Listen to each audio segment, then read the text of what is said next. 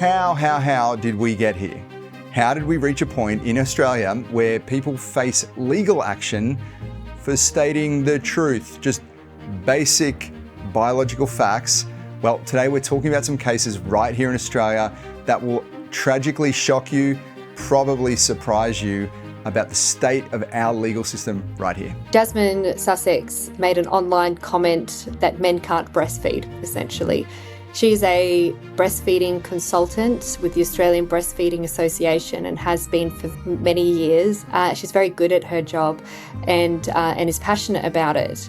And she was taken to court for vilification. Today, we're joined by Michelle Pearce from the Australian Christian Lobby to unpack what these cases mean, why these debates are actually happening, and of course, what that means for free speech, what it means for you and me right here in Australia. So let's jump in.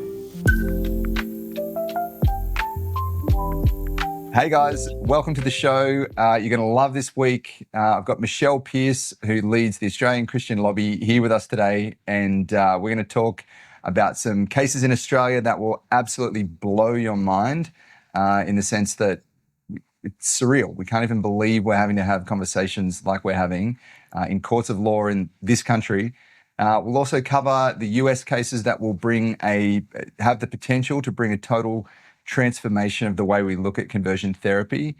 And we believe by the end you'll be educated on all you need to know to have discussions with your friends that steer clear of the ideological traps and speak the truth of God's word with grace. So stay tuned. So Michelle Pearce, as I mentioned, she leads Australian Christian Lobby. Michelle, welcome. Hey, thanks for having me, PJ. Great to be on with you today and with all your listeners. Thanks, Michelle. So, Michelle, before we get into your role in ACL, I always love to just talk about family. I've got 3 little girls, and I feel like we've got hopefully more to come by the grace of God if that happens for us. But just love hearing about family. You've got a family, and you live there in Canberra? Yeah, we have my husband John and I, 3 children aged 16, 14 and nearly 11. So yeah, kids are a bit older than you, a little bit more independent, but still requiring a lot of emotional support. So I spend a lot of time with putting them to bed every night, having long conversations about life, which I absolutely love.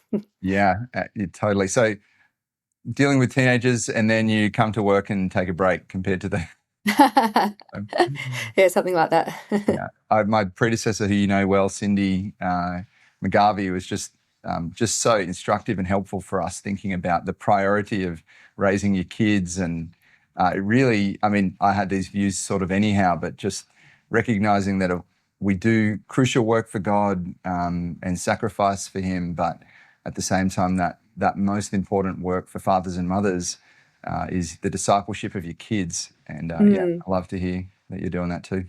Yeah, absolutely. And I mean, when the kids are little, you're required to be there, I mean, as a mum, like all the time with supervising and caring for their physical needs. And when they get older, it's a little different because they're a bit more independent. They don't need you by their side all the time, which is a little bit sad because that season's over, but certainly require a lot of, discipleship, emotional care as well, for them to have time to express how they're feeling and talk about the deep things that they're thinking and relationship issues that they're having. So yeah, still very hands-on in terms of parenting even at this stage, but very different from when they're little. Yeah, little children, little problems, big children, big problems. Yeah. Although I just last week heard Erica Commissar talking about the attachment disorders that are associated with universal childcare approach, and we weren't planning to talk about this, but do you have those same concerns, maybe even on a personal note, that there seems to be this campaigning about universal childcare, and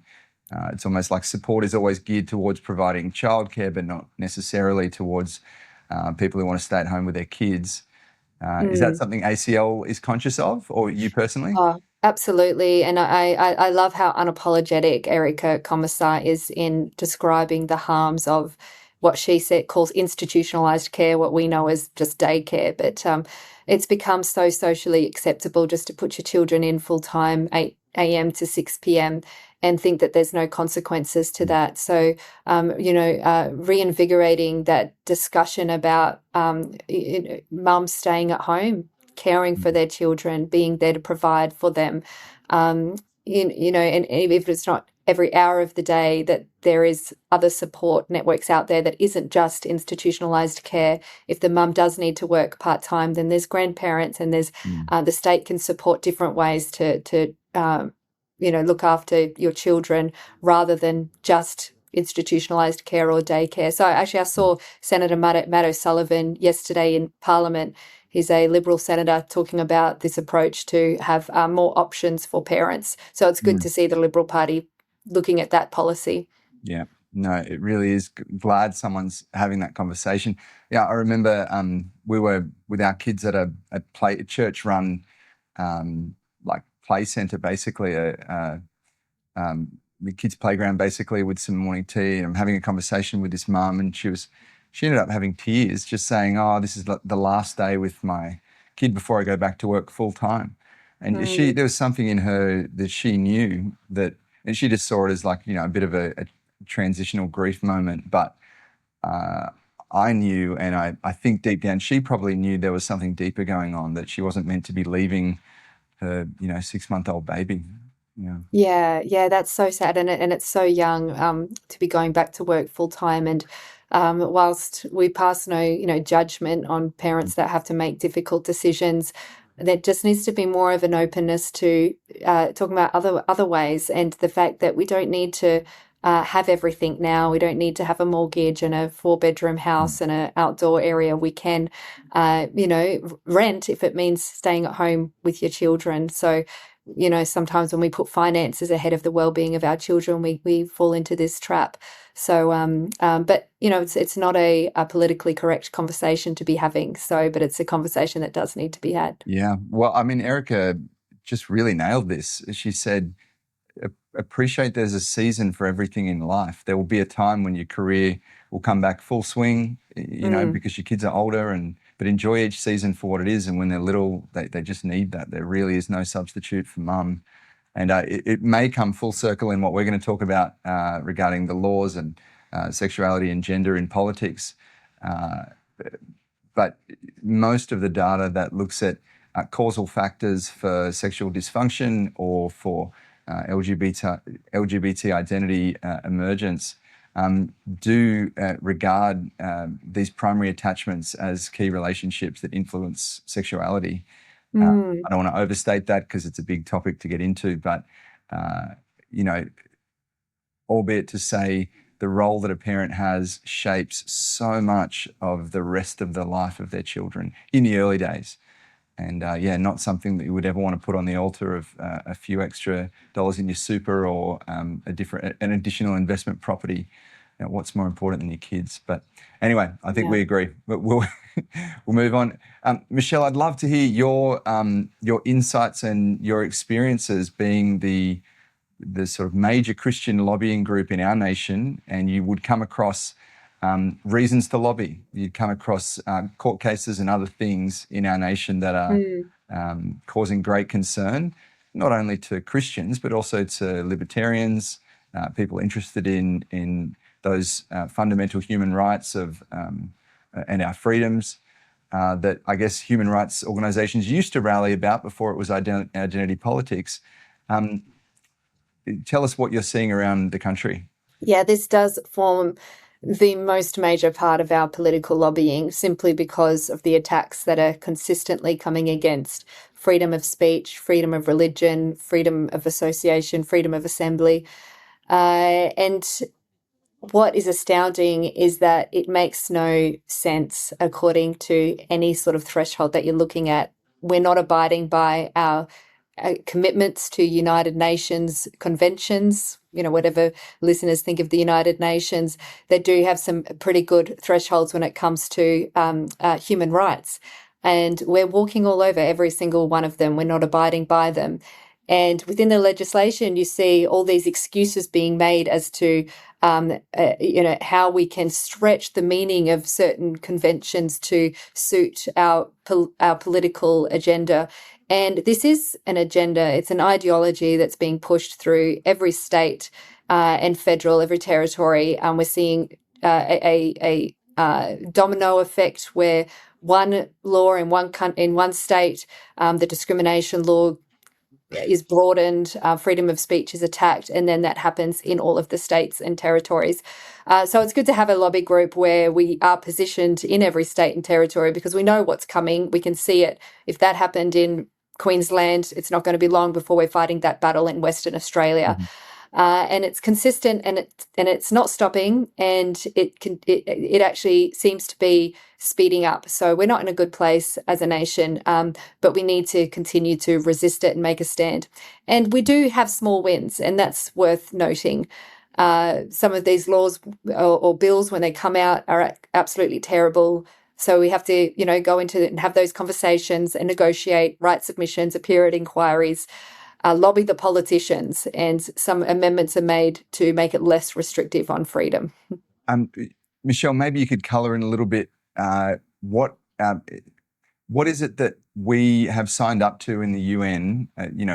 Which fundamental human rights, which maybe 20 years ago we took perhaps for granted, but which of those are now under threat or being trampled on by the legislators and our parliamentarians? And what does that mean for Australians? What does that mean in the future? Yeah, sure. Well, we are signatories to the United Nations Covenant on Civil and Political Rights. They lay out all of those major freedoms, which I just mentioned: freedom of religion, freedom of association, freedom of speech, freedom of assembly, freedom of thought and conscience, and provide a means of understanding when certain rights become limited. So, in certain occasions when national security is at risk, there may be a justification for not allowing the full freedoms to be operating. Now, the kinds of situations that they explain when freedoms should be limited are very extreme and nowhere near where Australia is at in terms of what our politicians are using as excuses when they say social division or hate speech. It's nowhere near those sorts of thresholds. So we're manipulating these sorts of thresholds and justifying changes to our laws based on what we see as national security issues when clearly they're not. The other one is the United Nations Convention on the Elimination of Discrimination Against Women. Now, that was the foundation of our Sex Discrimination Act to protect women. But now that has been compromised by placing gender identity within the Sex Discrimination Act. And now a piece of legislation that's meant to protect women has now been trumped by the rights of men who say that they're women. So it's not enacting by any means what it was supposed to within our commitment to the Convention of the Elimination of Discrimination Against Women. Wow. Okay, so this is enormous. I met actually last week Sal Grover for the. Mm-hmm. I mean, it is just a ridiculous name, Giggle versus Tickle. Yeah. But anyway, there's an appeal. I believe there'll be an appeal ultimately to the High Court. She spoke about that, and that case is in effect the outworking of what you just described, the removal of the rights of women. So she's developed a social media app for women only. It's an online women's only space, or at least that was the intention. And a biological male who wanted to get on the app has successfully deployed the Human Rights Tribunal I believe I've got this right, but maybe correct if I don't, at taxpayer expense to take her to task for not allowing a biological male who identifies as a female into this female-only space online. That's the essence of the case, right? And that's what we're going to see more of as these laws continue. That's right. And famously, the judge in that case said, in direct quote, "Sex is changeable." That made international headlines. And the interesting thing is with this case is it was never Parliament's intention that gender identity would trump the rights of women. It's an unintended consequence. But when you read through the debate that they had at that time around this bill, it was still very much about the protection of women. That's what the Sex Discrimination Act was about, and they were just extended those protections to trans women in that legislation. But by doing so, they removed from the legislation back in 2013, when Julia Gillard was the Prime Minister, they removed the biological definition of male and female and then put in gender identity. And so the case on Tickle versus Giggle, the big debate and the discussion was around what was the intended meaning of, or what did Parliament want when they removed the biological definition. And the judge, made up his mind that, well, by removing that definition, it must mean that biology isn't a factor now in sex.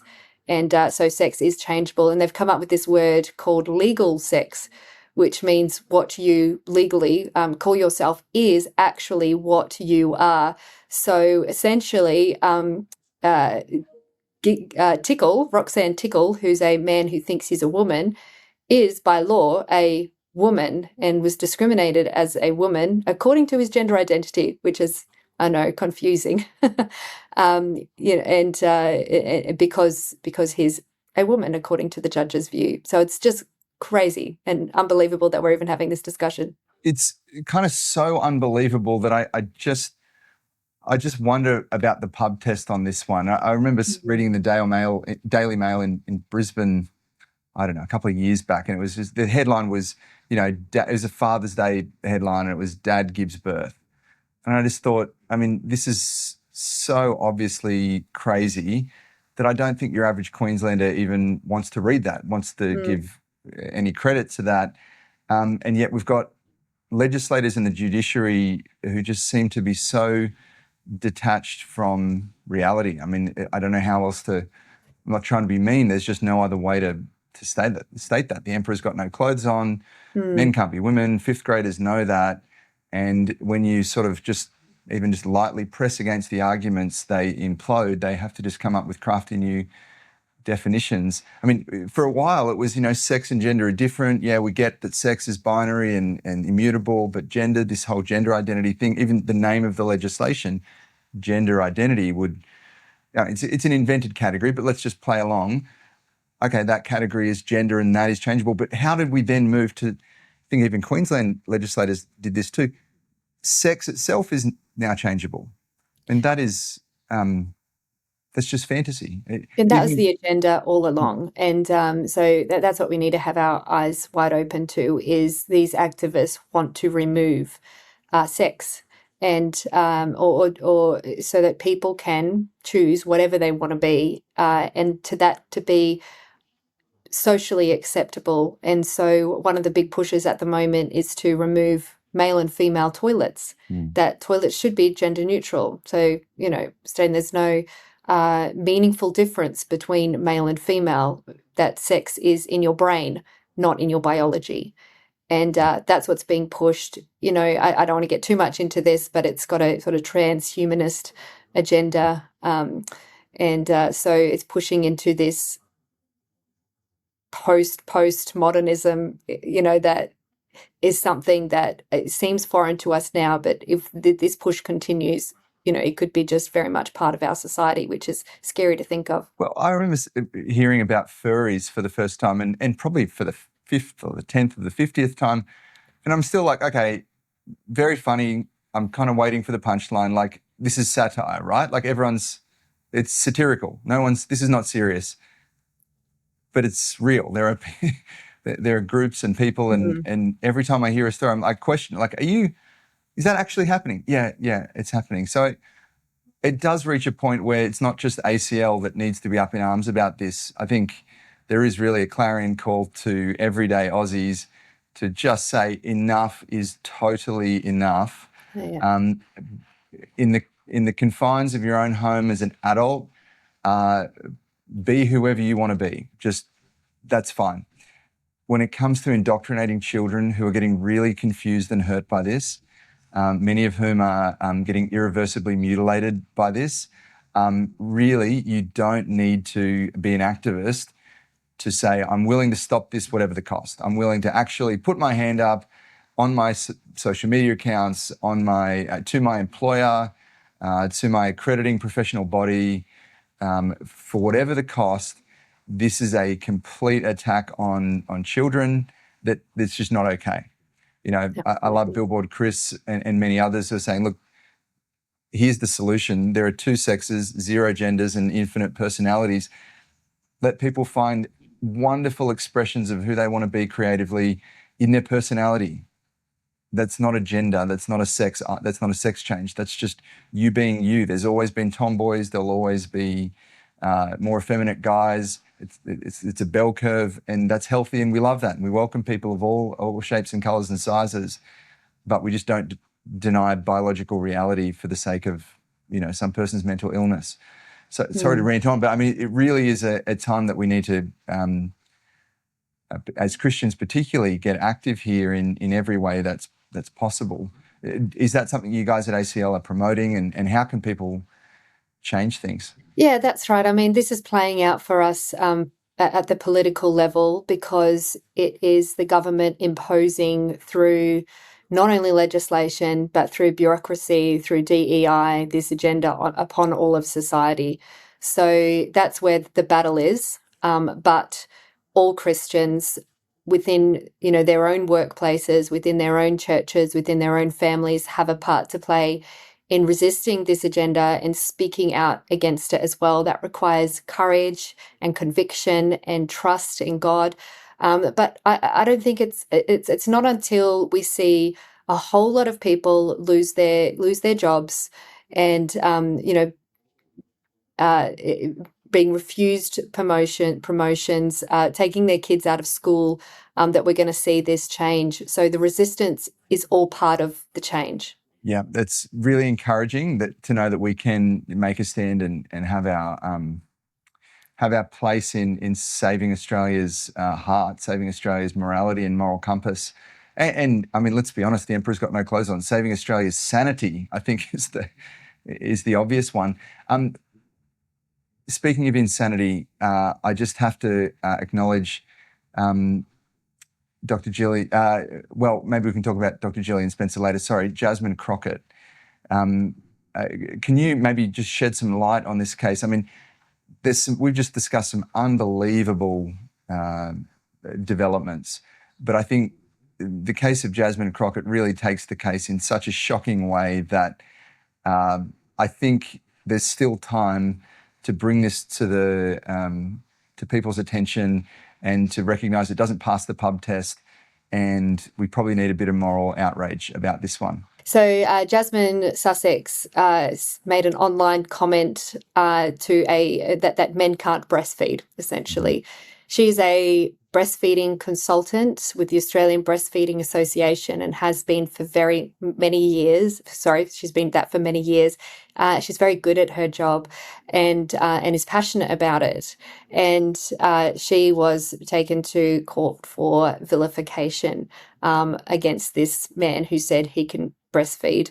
And I can't remember exactly where the case is at the moment, but just another ridiculous example of somebody just saying blatant truth out there on social media. And she's passionate about it because she helps many, many women with their breastfeeding. These are women with breasts that produce breast milk to support their babies with with the nutrients. And it's difficult for women to get it right. So to have men imposing themselves into that very female only space, for her was outrageous. So, to see her dragged through the courts is really shocking. Yeah, I want to drill down maybe on one of the things in that case that was particularly shocking, and it really it highlights widespread academic fraud among medical professional bodies. That's not overstating the situation. In that case, with Jasmine, whichever surname I'm getting wrong probably, but with some of the responses from professional bodies, from doctors, saying, well, we don't actually think that hormone-induced syrup that comes from a male breast is likely to be any different nutritionally from adult female breast milk. Mm. Now, that is nothing if not quackery. Again, a 5-year-old can tell you that that's wrong. And this is a medical professional and potentially people who have influence over medical governing bodies.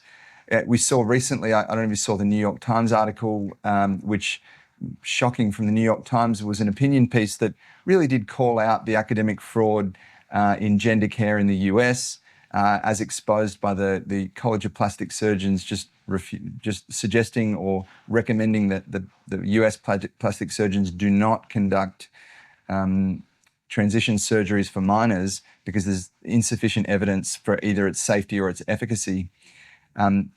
This article in the New York Times cited this process where consensus statements with very little evidence were used by other consensus statements with very little evidence for this sort of circular justification for their statements.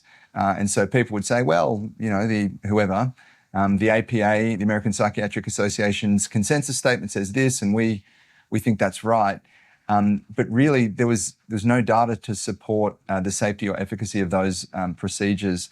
And I think we're seeing a very similar pattern here, where medicos need to be held to account for making a comment like male breast milk's equivalent nutritionally to female breast milk. Exactly. Yeah, that's right. And I think actually Jasmine Sussex, I think I said vilification, but I think she was actually stood down from the Australian Breastfeeding Association, so she couldn't continue in her role because of her comments, and that's what we're seeing play out with some other medical professionals as well that are speaking out against things that 5 years ago everybody would have thought was outrageous, and they're simply holding their view that children should not be given medication to block their natural puberty when they're too young to consent to these changes, when it has the potential to make them infertile. You have Dr. Andrew Amos, who is a psychiatrist, quite a prominent psychiatrist, and he just today was in the news that he has been suspended from being able to be critical of child gender medicine on social media. So he's banned from saying anything on social media anymore. Similarly, we saw Gillian Spencer actually stood down from her role through Queensland Health for refusing to, partake in gender ideology and give a child puberty blocking medication. So we're seeing this time and time again, and it's not only medical professionals that are suffering because of this, just ordinary people who are speaking out. We know about Lyle Shelton, who said that drag queens are bad role models for children. He's been dragged through the courts. Kira Lee Smith was fined $95,000 for opposing male soccer players in women's sports, in women's soccer. And as we spoke about before, Sal Grover, who simply resisted a man coming onto her female-only platform. So it's a very concerning trajectory that we're on legislatively and through the courts. Yeah, I want to move to the good news, and maybe unfortunately we have to look to the US to see some of those free speech and let's just call it what it is, common sense wins, and certainly wins more aligned to just fair income Christian values. But before that, maybe you could surmise what you think could be the natural trajectory if we keep going. And I don't want to be alarmist or negative, but I think it's important for us to know, this isn't stopping. You said it earlier. This isn't going away. No one would have dreamed at the start of the sexual revolution when it was just let consenting adults do what they want in the privacy of their own home and don't try and stop them. And that was the what people were told. No one would have thought that you'd be criminalised for saying men can't, or prosecuted for saying men can't breastfeed, but here we are. What would you warn people that the trajectory could be, and what do you think the trajectory could be? Well, I think what's really concerning about the trajectory we're on is just how we're giving into lies, how untrue it all is, how far we've strayed from scientific reality. We think secularism and being progressive is, maybe it prides itself in the fact that we don't serve an unseen God, a God that you can't see. People think, oh, well, that's ridiculous to have faith in something that can't be proven. But to say a man can be a woman is denying a reality that's in your face. We all see, we all know the biology that we are. But as Sal Grover said last week at the conference that you and I were at, Paul, this is if you can make people believe that men can be women, you can make them believe anything. And that's what's scary about the future is what else can the government make us believe if people are actually believing that men can be women? That's a concerning future. Gosh, it really is. It makes me think of a quote. Let me just read this to you and our listeners. There's a psychologist by the name of Theodore Dalrymple, and he studied communist societies. And here's what he said. I think it's extremely concerning and telling. But he said, in my study of communist societies, I came to the conclusion that the purpose of communist propaganda was not to persuade or convince and not to inform, but to humiliate. And therefore, the less it corresponded to reality, the better. Jeez. When people are forced to remain silent, when they're being told the most obvious lies, or even worse, when they're forced to repeat the lies themselves, enter our culture right now, they lose once and for all their sense of probity. And to assent to obvious lies is in some small way to become evil oneself. One's standing to resist anything is thus eroded or even destroyed. A society of emasculated liars is easy to control. And I think if you examine political correctness, it has the same effect and is intended to. Isn't that an astonishing assessment of our time? These obvious lies, and it's not just that you have to accept others saying them, you've got to play too. You've got to repeat them and just say the emperor's clothes look incredible when he's clearly naked. But to more positive things, I think we should round out with some winning or some good news. There is an expected result to come out of the Supreme Court of the US sometime in the first half of this year. In the case, and I'm talking about it a lot, I think it's important that we talk about it, the case of Charles versus Salazar.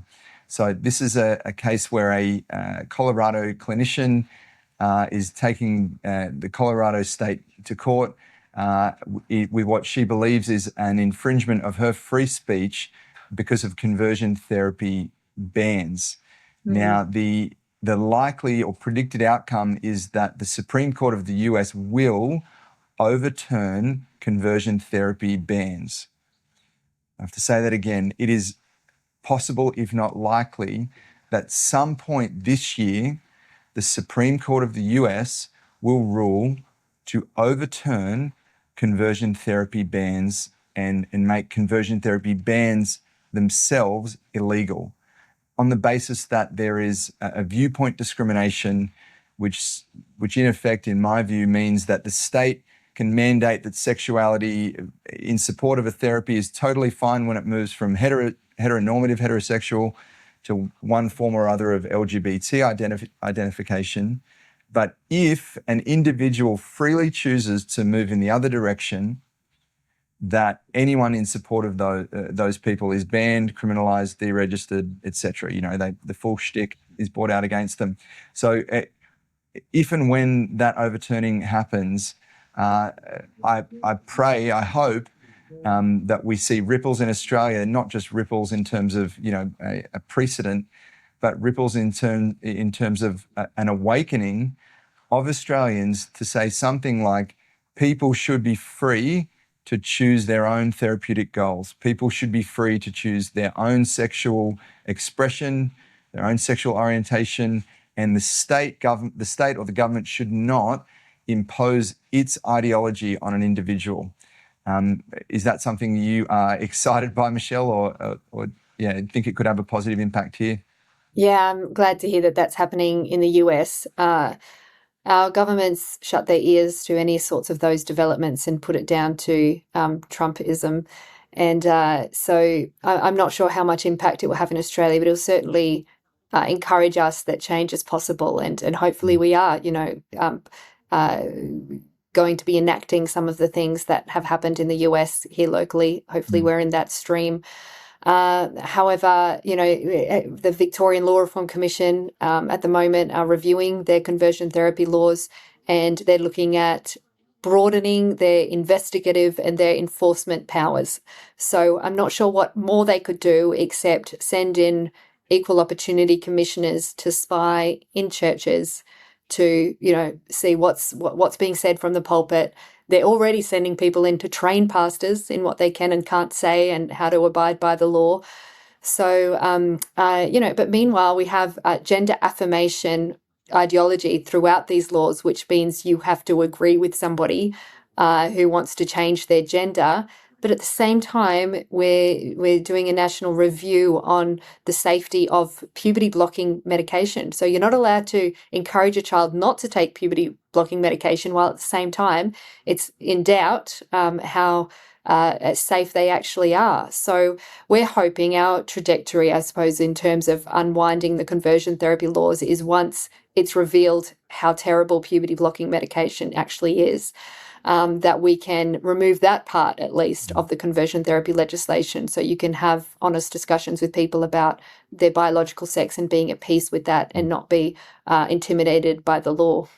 It does just beg a belief that we have that we have legislators who are just so comfortable to be detached, so far detached from reality. I wonder if there's any hope for the civil cases that we're seeing out of the US. I think recently we've seen parents with the Montgomery School Board, parents successfully litigating the school for sort of enforcing LGBT ideology onto their kids with no opt-out clause. I think we saw in New York there was a $2 million lawsuit with Fox Varian, who was a detransitioner who litigated her medical folks. I wonder if the potential for Me Too's and the potential for litigation may have some sort of tempering effect for the just accelerated transition industry. And I suppose we'll have to wait and see. Yeah, absolutely. I really believe that the tide will turn, and it will take a lot of these cases for it to do that, for then it to reach up to Parliament, for them to begin to change some of these laws. A lot of the politicians are ignorant to what's going on. So a lot of what I do is, and our state directors, is go in and tell them about the cases that are happening. They all think it's outrageous. So there just needs to be enough political will, especially at the party, policy level, to actually take positions on this. And I'm really hopeful that in the lead up to the next federal election, that the coalition, One Nation, will stand for biology and for putting the biological definition back into the Sex Discrimination Act. So, and my hope is more so in the fact that there are a lot of Christians in Australia, a lot of Christians that are waking up. And I don't think society can completely deteriorate when you've got the good people in our nation that we do, the people that are speaking up, organisations like ACL and many others that are having a say, people like you, all doing their own different things but working together for this cause. So I do believe the tide's going to turn. I think God's going to move. People are searching for truth. They're searching for identity, and that can only be found in Christ. So whilst we're seeing this downward spiral politically and culturally, I think we'll see a massive return to Christ and, God willing, a revival in our nation. That's right. I took such great encouragement at the result, not the death itself, but the result of the tragic martyrdom of Charlie Kirk. In that, I've been in a charismatic church for many years before moving to a different church, and just really we've been praying for revival, as you said, for years. And it was astonishing to me that it wasn't necessarily a big worship gathering or these other things we see that led to the events of after Charlie Kirk's death, but it was the death of a martyr, a truth-telling, politically engaged martyr, that then led to events like his funeral, where the gospel was proclaimed 10 different ways to an audience of 1 billion people. And there were reports of churches being filled, Bible sales going up. So, I always try and pay attention to what is God doing? What is God breathing on? And it seems to me that telling the truth when it's unpopular and it might cost you a lot is what God is really breathing on at this time. I remember coming to Christ and just thinking, just preach the gospel, make disciples who read the Bible, that's it. But really right now, I think the gospel is just widening and widening into its application to all these areas of society. God has a lot to say about sexual dysfunction and brokenness and immorality. And when we let people see that and don't hide that away, it's just a much broader on-ramp to the gospel. It just brings relevance. It reminds me of Paul at Mars Hill when he's speaking the language of Greek philosophers, and he's saying, yeah, but I want to tell you about Christ. And there's just this great opportunity when we discuss abortion. We talk about the beauty and the sanctity of all life at all stages. When we talk about the dignity of older people and that their lives are worthwhile in preserving, that it's costly to preserve them and it's a cost worth paying. And of course, when we talk about God's stunning plan that we opened with for marriage, biological production, when a man and a woman come together in covenant and produce a baby, and that's the context and the confines under which children flourish. All these things are just great opportunities to speak of the goodness and the wonder of God. And I pray and hope bring more people to him rather than, you can believe that lie, oh, it's too divisive, don't talk about it. People won't want Christianity if you speak like that. Well, I think the exact opposite is true. That's exactly right. And all of these things that we're against that are happening in our nation, they just provide an opportunity to declare what we're for. And, some people say, well, we're known for what we're against. We should be known by what we're for. I see it differently. I see all of these things that we're against actually provide the opportunity to declare the truth. So, in terms of us being concerned about the evil trajectory our society is on, I can see how God can use every single one of these issues to turn it around for the good and glory of him, and to make the case for human flourishing and make the case for the gospel ultimately, which is where we want to see people, to respond to that, to respond to truth. Yeah. Amen. Well, Michelle, I know you're super busy and I really appreciate you taking the time to join us today. God bless you in your work. We will keep praying for you, and I'm sure we'll catch up soon. Thanks, Paul.